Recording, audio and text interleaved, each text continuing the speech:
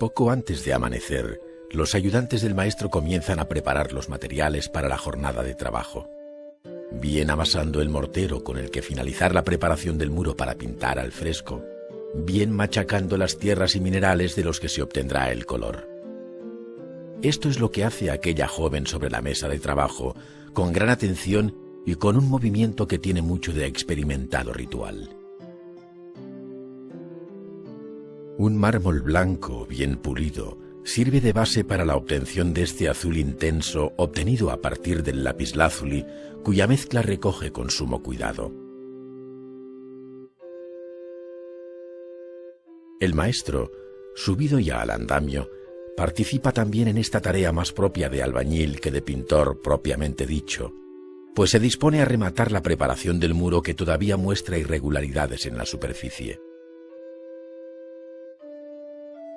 Con un mortero de cal y auxiliado de una llana y una paletilla, se dispone a tapar las oquedades, repasando con atención la cara del muro sobre la que más tarde empezará a pintar.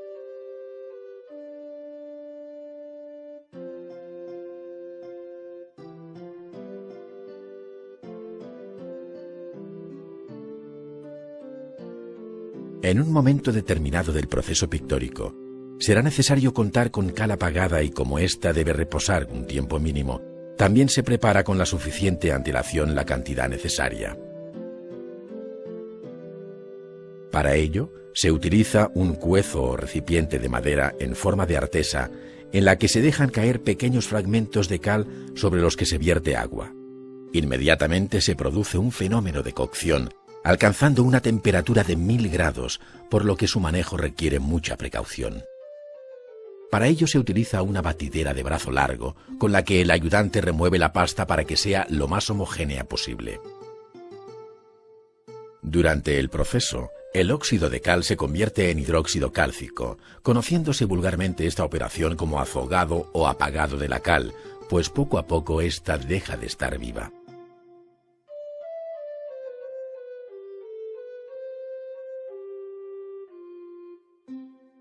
Una vez terminado el proceso más espectacular de la cocción, por el que la cal se apaga, es necesario dejarla reposar en una fosa o tanque. Sin embargo, puede ocurrir que algunos trozos de cal no se hayan apagado totalmente, es decir, que no se hayan diluido de modo completo en la mezcla general y que luego representen impurezas que impidan tender la pasta uniformemente sobre el muro a pintar. Para evitarlo, se hace pasar previamente la mezcla por un cedazo con el fin de cribarla, quedando a la vista los caliches o trozos de cal sin apagar, que el maestro irá eliminando con paciencia y la ayuda de la paleta.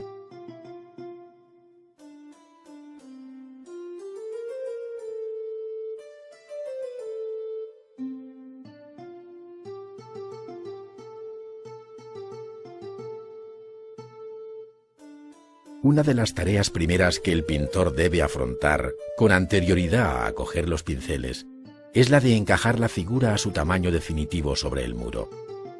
Para hacerlo con seguridad, se apoya en un trazado geométrico previo que él conoce de memoria y que puede fijar por varios procedimientos. Aquí se ve al maestro que con su ayudante marca las líneas principales de la composición con el auxilio de un cordel empolvado de color, con el cual marca los ejes y centros de las curvas que señalan el perímetro exterior de la mandorla.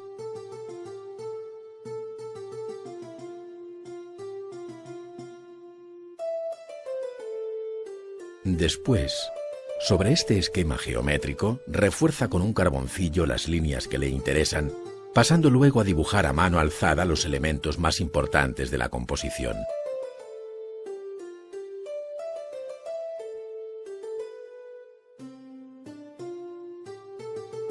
El artista, con un fuerte sentido de la armonía, esto es, de la proporción que deben guardar las partes entre sí y éstas con el todo, pasa paulatinamente de los aspectos generales a los detalles más concretos.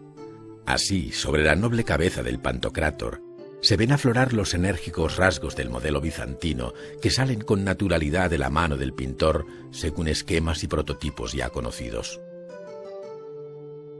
Otros elementos de acompañamiento, las manos, ropas y pliegues, hacen que en poco tiempo aquella superficie hasta entonces muda se ofrezca como animado plano en el que el arte empieza a vivir. «Yo soy la luz del mundo», escribe solemne el maestro sobre el libro del sumo hacedor. Finalmente, con una escobilla limpia y sacude el polvo del carboncillo para proceder a repasar y fijar definitivamente la que podríamos llamar alma dibujada de la pintura. El maestro coge por vez primera el pincel y recorre todas las líneas previamente dibujadas, añadiendo 1 y 1000 detalles que forman los futuros campos de color como si se tratara del tabicado o celdillas de un monumental esmalte plano.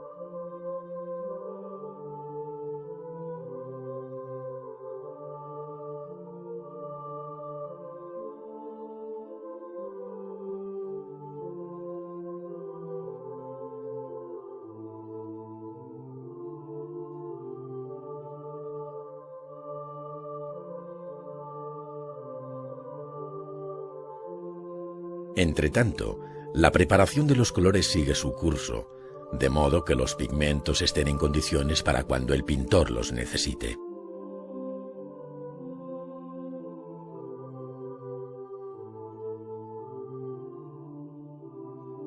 Esta tarea corre a cargo de su ayudante, que con mucho esmero va dosificando el agua que vierte sobre pequeños montones de tierra a modo de diminutos volcanes, pasando por encima la moleta o piedra de moler, hasta conseguir la mezcla apetecida que con sumo cuidado se va recogiendo en pequeños recipientes como pueden ser estas valvas de mejillón.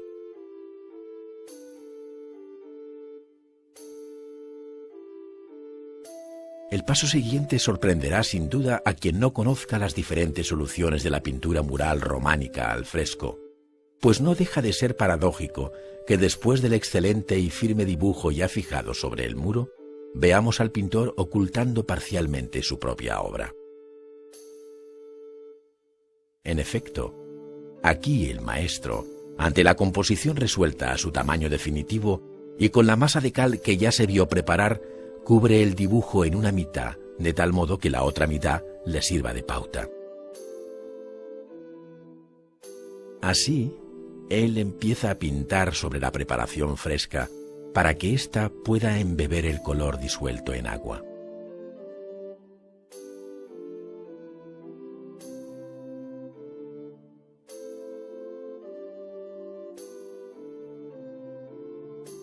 La mitad de la derecha le sirve de espejo en que apoyarse para el nuevo dibujo a pincel, incorporando ya el color que va llenando los campos, detallando el modelado, las luces, sombras y otros detalles que completan la imagen final.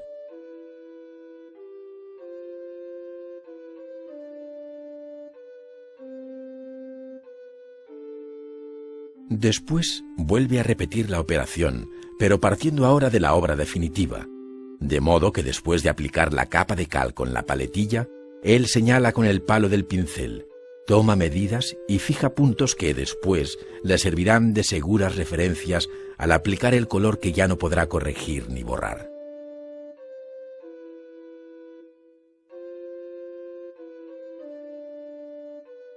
De esta forma, el dibujo subyacente, lo que se llama comúnmente sinopia cuando está dibujado en rojo, queda por debajo de la pintura, testigo mudo e invisible de una operación que sólo se descubrirá al arrancar y trasladar esta última capa del muro, que es la que realmente soporta las pinturas.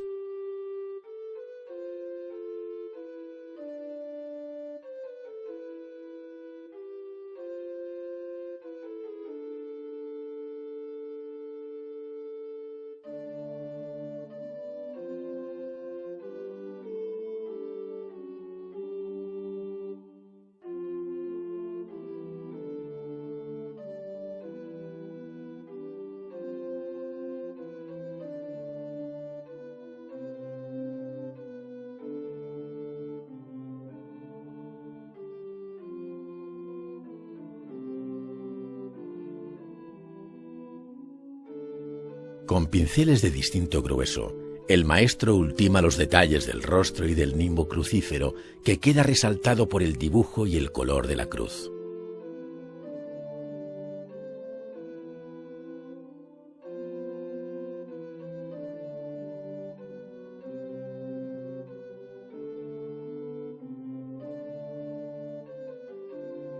Por último, el maestro vuelve a preparar los pigmentos para dar los toques finales, si bien esta vez utilizará la técnica al temple sobre el fresco ya seco.